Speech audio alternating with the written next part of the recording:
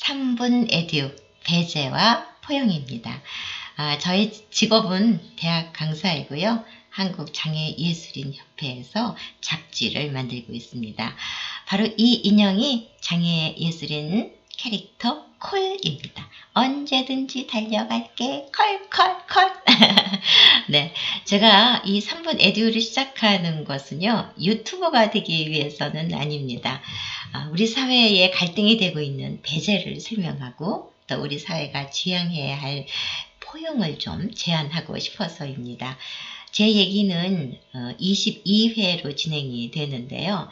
1회 시간이 길지 않을 것이라는 마음으로 3분 에듀라고 정했지만은 조금 시간이 길어질 수도 있습니다.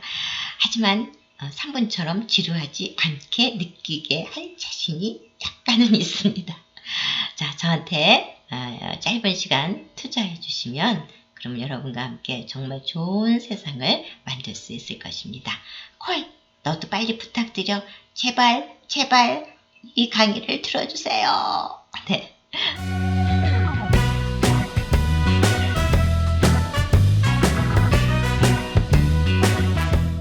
콜, 이제 11화 시작해야 되겠지? 자, 11화는 여러분들께 얼마나 훌륭한 장애인들이 많았는지를 소개할 수 있게 돼서 정말 기쁩니다. 자, 그러면은 옛날 옛적 장애인들을 만나보러 갈까요? 국내 국외 장애 인물들을 소개해 드릴 텐데요. 사람을 알면은 그 사회를 알 수 있다는 인물론입니다. 자, 인문학에 굉장히 중요한 소재가 되고 있는데 조선시대의 장애미인부터 시작하겠습니다. 자, 이거는 청각장애인 화가 운보 김기창 화백이 그린 세종대왕입니다. 운보 김기창 화백은 굉장히 저희한테는 소중한 분이죠. 세종대왕은 35살 때부터 시각장애가 생겼다고 해요. 그래서 10년 후인 45살 때는 거의 앞을 보지 못했다고 합니다. 세종실록에도 여러 차례 시각장애로 글을 볼 수 없다든지 걷기가 힘들다든지 하는 내용이 나옵니다. 그래서 세종은 장애라고 하는 아픔이 있었기 때문에 백성들의 삶을 더 잘 세세히 살피지 않았나 하는 생각을 하게 됩니다. 특히 장애인에게 관직을 주고 또 세계 최초의 장애인 공공기관인 명통실을 세웠습니다. 이건 역사에 기록되어 있습니다. 자, 이런 일화가 있어요. 신하들이 장애인에게 벼슬을 주는 것을 반대했습니다. 전하 아니되옵니다. 뭐 이렇게 반대를 하니까 세종대왕이 뭐라고 말씀하시냐면 세상에 버릴 사람은 아무도 없다. 이런 말로 그 반대를 물리치게 됩니다. 이 내용은 세종실록 75권에 기록되어 있으니까 분명한 사실이죠. 다음은 일각정승 윤지환입니다. 일각이라고 하는 것은 다리가 하나밖에 없다는 그런 뜻인데요. 숙종 때 우의종을 지냈어요. 그래서 통신사로 일본에 다녀왔는데 너무 추위 속에서 다녀오느라고 동상에 걸리고 맙니다. 그래서 왼쪽 다리를 절단하게 되죠. 그래서 장애로 인해서 예를 갖출 수 없다고 사직을 청하자 숙종은 예를 갖추지 말라고 하면서 그 사직을 받아들이지 않습니다. 숙종이 뭐라고 말하냐 하면은요, 그냥 아기처럼 앙금앙금 기어오거라 이렇게 말을 하는 것이 역시 이것도 실록 속에 나옵니다. 자, 이것은 이덕수의 추상인데요. 이덕수는 영조 때 대제학, 대사원 이런 높은 벼슬을 지냈던 정치인입니다. 8살 때 열병으로 청력을 잃게 돼서 청각장애인이었는데요. 임금하고 대화를 하는데 필담을 했다고 합니다. 그때도 필담을 했었다는 거 참 새롭게 느껴지죠. 1735년에 동지정사로 이제 청나라에 외교관으로 이제 가게 되는 거죠. 그랬더니 역시 신료들이 반대했어요. 안 들리는 사람한테 외교를 맡길 수 없사옵니다. 또 이렇게 말했겠죠. 그러자 영조는 청나라에 가면 역관을 통해서 듣고 말았는데 그것은 그대들과 마찬가지이니 장애가 문제가 되지 않는다. 이런 멋진 말을 했습니다. 영조는 굉장히 고집 씁쓸스러운 면도 있고 사도세자 문제도 있고 그래서 제가 별로 안 좋아했는데 이 대목에 가서 아주 매력을 느꼈습니다. 그래서 굉장히 존중하고 존경하는 사람이 됐어요.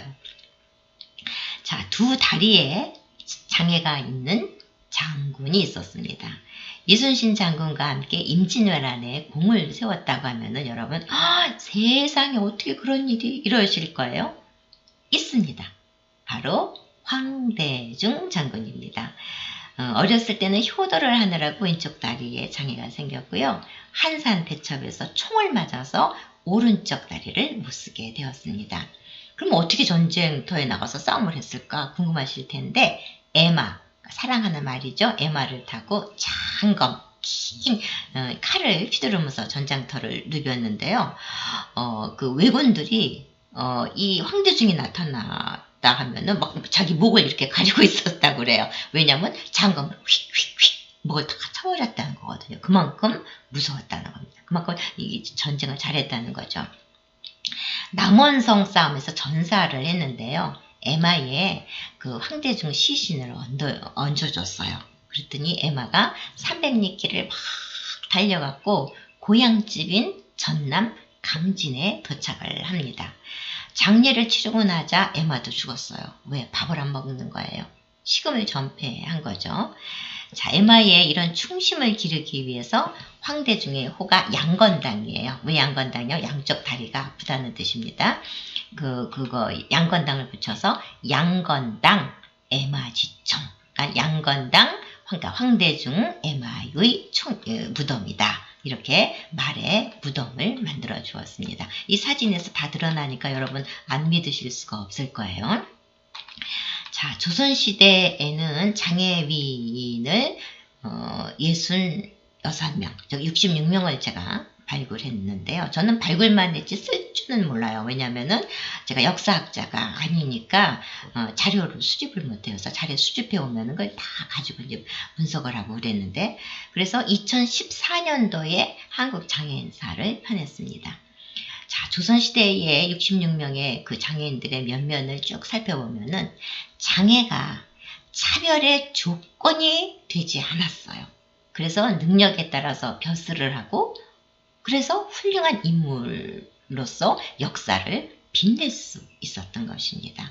그러니까 이 말은 다시 말하자면은 조선시대의 세종임금 때는 우리나라의 르네상스라고 이렇게 얘기를 하는데요. 그렇게 문화가 꽃피울 수 있었던 것은 이렇게 차별하지 않고 능력에 따라서 모든 사람을 기용했기 때문입니다.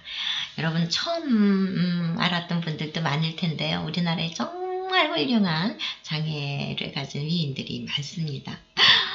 콜 너도 감동했지? 너무 감동했을까요? 다음 시간에는 더 감동합니다. 세상에 이런 사람도 있었어? 제가 살짝 말씀드리면 오늘은 제가 그 여성 장애인을 소개해드리지 않았는데요. 다음 시간에는 정경 부인이 된 맹인 이씨 부인 얘기를 해드리겠습니다. 정말 깜짝 놀라실 준비를 하고 기다려주셔야 됩니다. 자, 콜 안녕.